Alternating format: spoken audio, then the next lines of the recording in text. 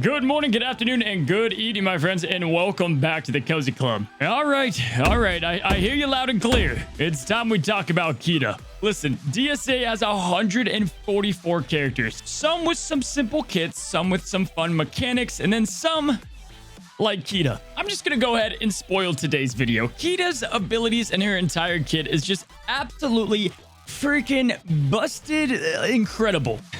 Like, I've just been excited to make this video. Now, before we begin, guys, if you can't get enough of the hype of the Cozy Club, feel free to join me both on my live streams on Twitch and on Instagram. You can find both of them down in the description below, and join the best part about DSA, the community. This week, I'll be doing some giveaways both for my Instagram followers and live on Twitch, so strap up, my friends. Today's going to be a fun one as I give my first impressions of Kida. We go through her kit, we take her into the battlefield, and then, best of all, I break down why she's one of the new best characters within DSA.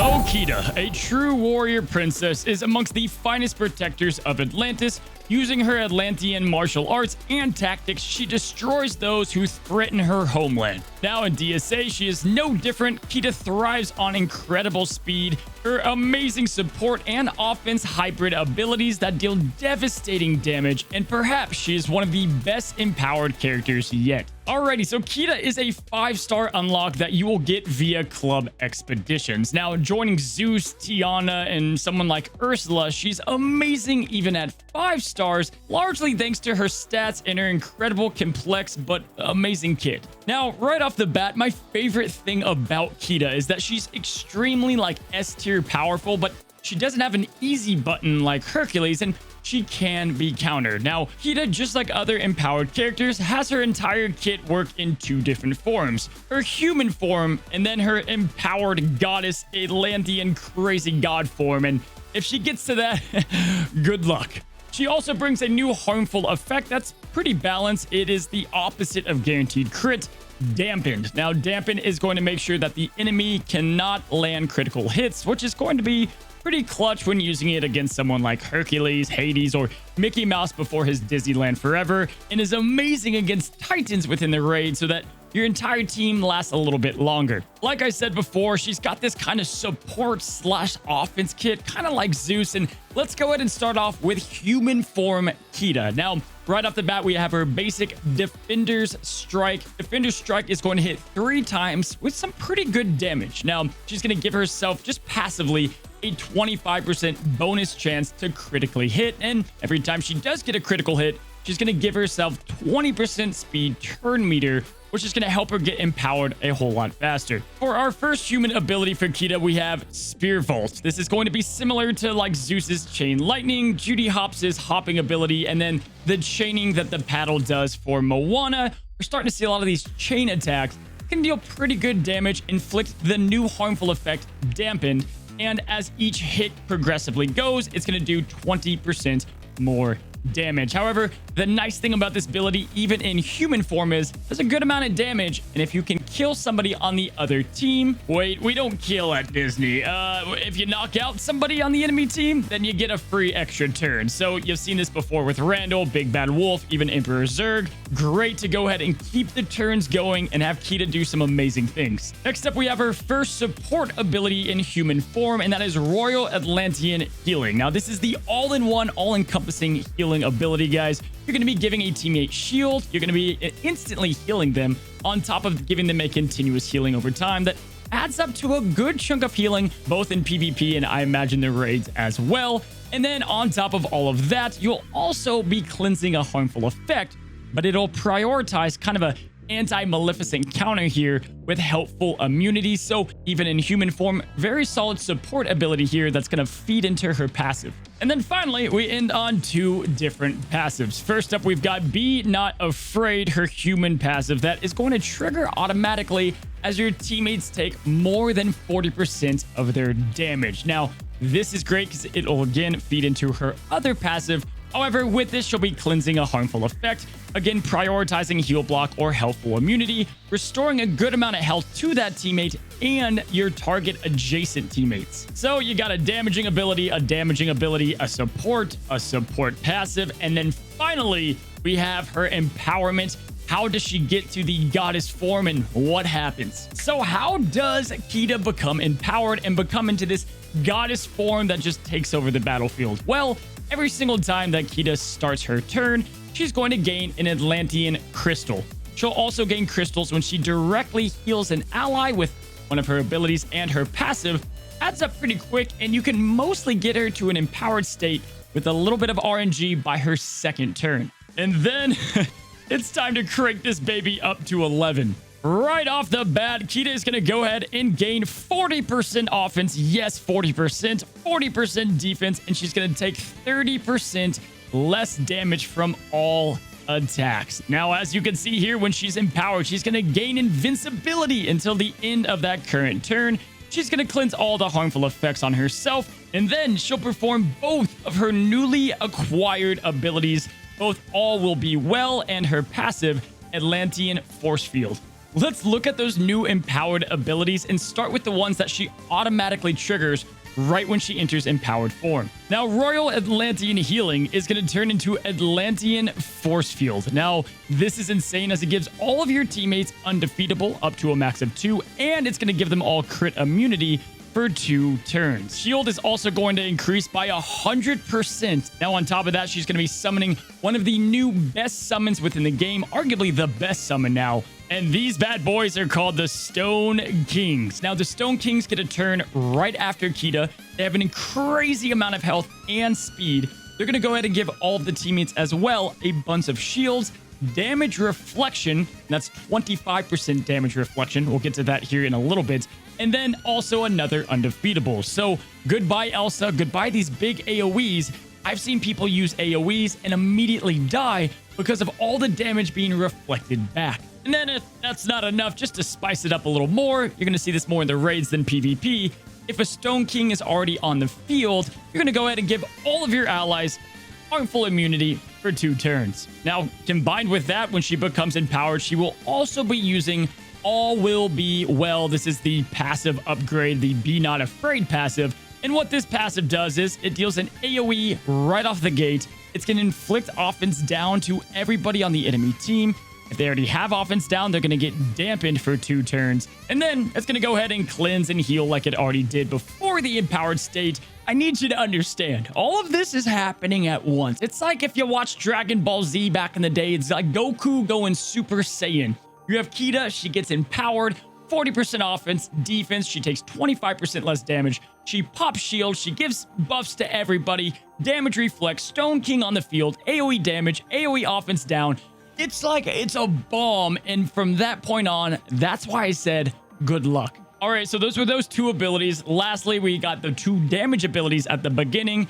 Her Defender Strike basic turns into Power of the Chosen, which is pretty dang good. I like her other basic because of the multiple hits and gaining turn meter, but now she'll be gaining a big damage increase. It's only going to hit 1 time. She can reduce turn meter, which is going to be awesome within the raid, and then she'll be able to inflict offense down, kind of like that passive, and she'll be gaining 20% turn meter on that 1 giant hit. This just makes her great in any game mode. It makes her great within the raids when she's empowered. She's going to stay empowered for so long. She's going to take turn meter, she's going to give it to herself and pump out amazing numbers, all while supporting the entire team. Now, I know you're exhausted. There's a lot to chew on here, but Spear Vault is the last one we'll talk about, and it's going to go up and crank it up to 20. It's so good when it's in the empowered form. Now, originally it dealt a lot of damage, and it kind of scaled with the more people it hit. And if you killed someone, scratch that. If you knock someone out, you're going to go ahead and get an extra turn. However, under empowerment, this bad boy is awesome. First of all, you're now turning this ability into an AoE ability. You're going to hit all opponents on the field. You're going to inflict dampen on all of them. If she has tactics, everybody's going to get stunned, but if not, there's a 25% chance you will be inflicting stun on the enemies. And then again, you'll be getting an extra turn if this ability defeats an opponent. And so with an AoE, a lot easier. That's cauldrons, that's Ursula's eels. And so at this point, it's easy to do devastating damage and then also get that extra turn. So yeah, this is why she's so crazy. I mean, there's just so much going on with her kit. It's why she's S tier. However, she can be countered. You got to take her out before human form.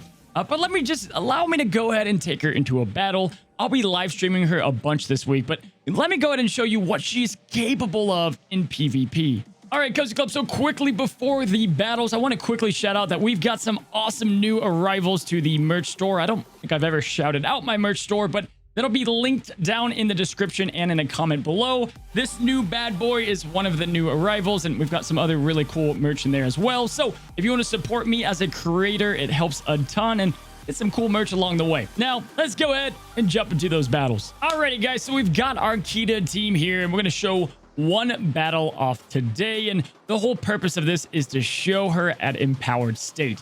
If you guys want to see more battles with Kida, comment down below and I'll do a whole video dedicated to it. But here we go. So as you can see, Kida started her turn and we got ourselves one of the crystals to get her to empowered. Now we could use her damaging special, but we're going to use her healing turn 1 to go ahead and start the crystal train.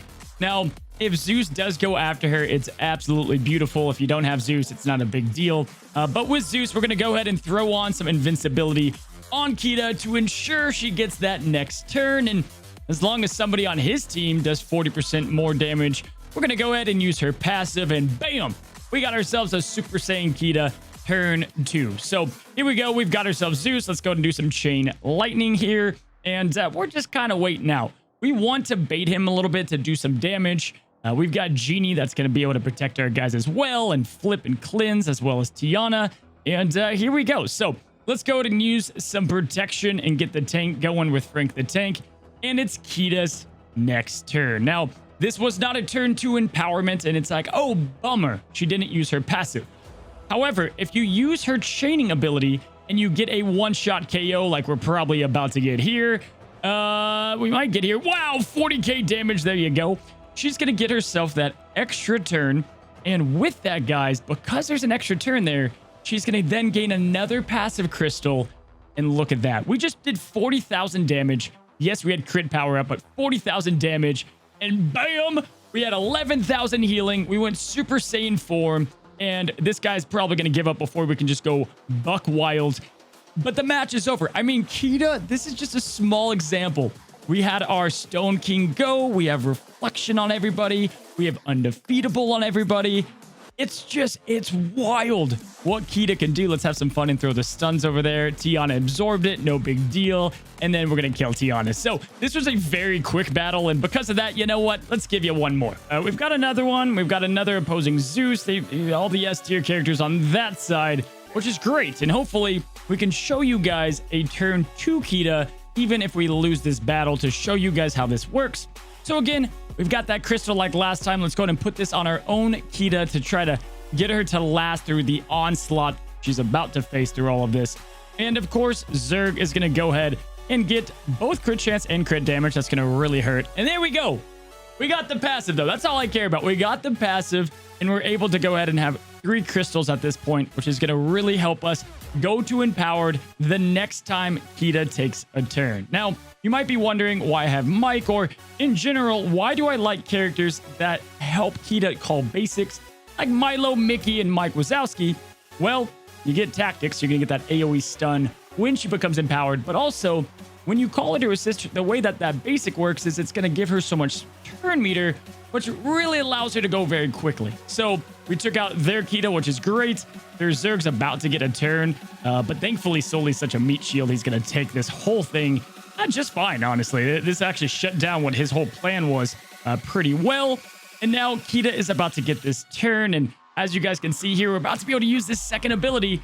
It's the second turn, turn 81, and bam, we're empowered. We're fighting a really good team on the other side. 10k crit to open up. This guy should quit any second here. We're going to do the big time AoE. Didn't kill anyone. Hercules is going to get a turn. We do have Sugar Rush. He does too. He's going to go after my Soli. We're going to use our Sugar Rush as well. And this is where it's just, she's 5 stars, guys. 5-star Kida doing this kind of craziness is what has me Just like so amped. So let's go ahead. Let's use Mike Wazowski to call her to assist here as she's already loaded with the buffs. The Stone King had that turn right off the rip. And here we go. We even had my curse from Tiana. And he's going after our Stone Kings. He's got really... He does have Hercules left, but that's really all he's got left in his arsenal. And there you go. Turn 2 empowered Kida. Just craziness, and she's going to be even better once she's at 7 stars. Let's have some fun. I could probably win this outright, but let's just try to get Kida to do the last hits here. So let's have Kida do her basic attack there.